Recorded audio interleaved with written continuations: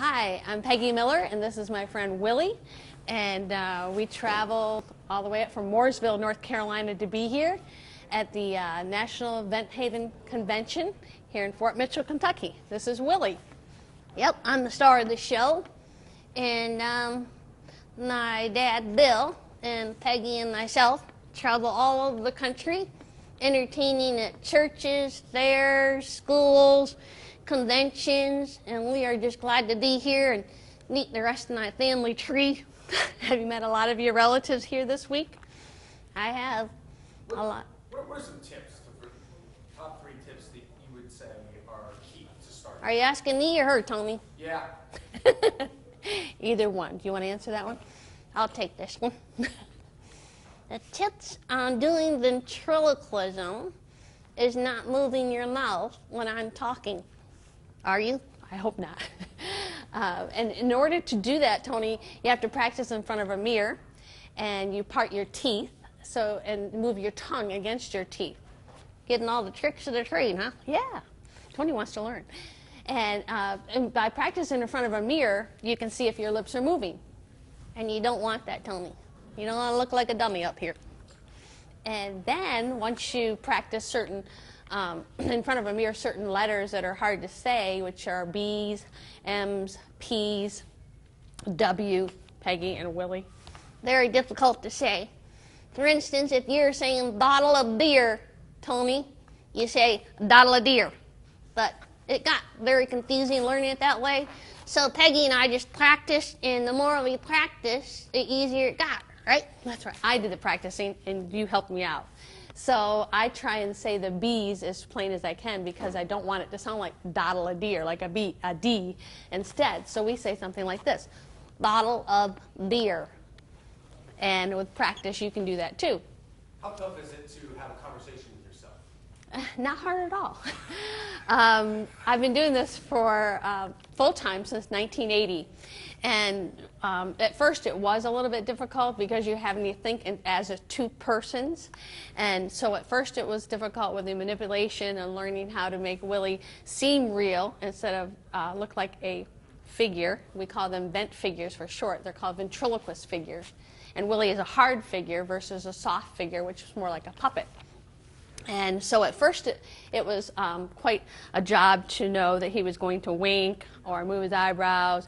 But now it comes pretty naturally because we practice a lot and we work together a lot and we do this full time. Who's the star of the show? Me. That didn't take long. Hey, it is what it is. And I sing in my show too, Tony.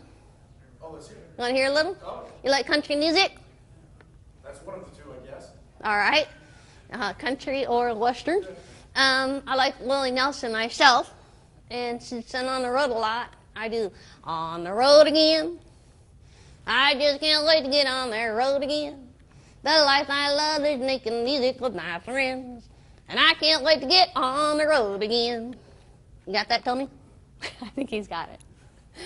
So you like to sing in your show? I do. And what else?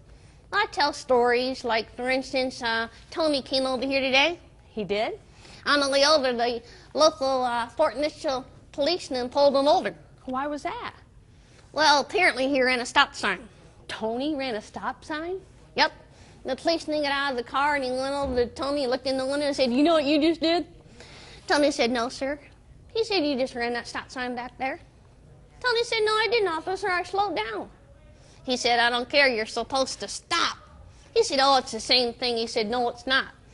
He said, "You're supposed to stop." Tony said, "I do it all the time. I slowed down, I looked, I went again."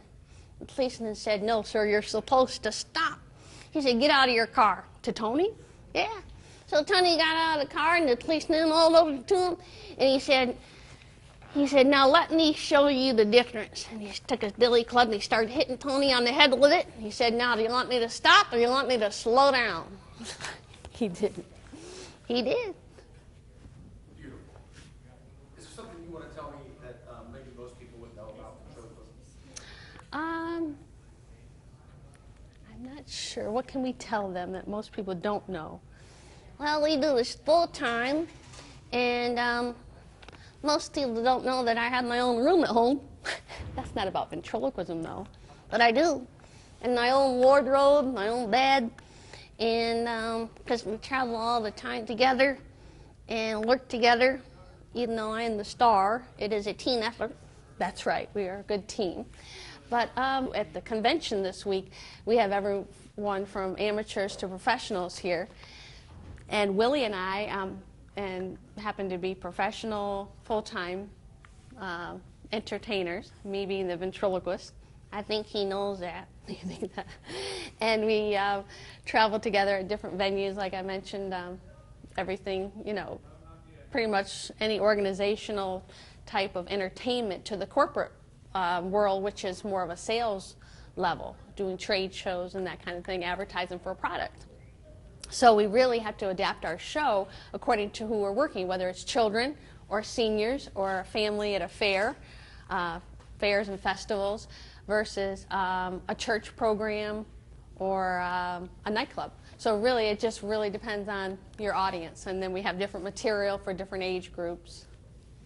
So they need to know that full-time entertainers are out there as ventriloquists. Yeah, because ventriloquists get stereotyped like, oh, Edgar Bergen in the old days, or a scary puppet from the movie Magic from Anthony Hopkins and Anne Margaret. And a lot of people are afraid of ventriloquist figures. We're not scary. We're not Chucky. No. But a lot of people remember those movies, and they're afraid of Willie until we get a chance to meet them one-on-one. And you get to know that I'm a nice guy. That's right. And very talented. Well, is it tough to sit there and react to each other? I mean, you have to sit there and think, not only is he talking, but you're doing it. And then if he looks at you, you've got to look at him.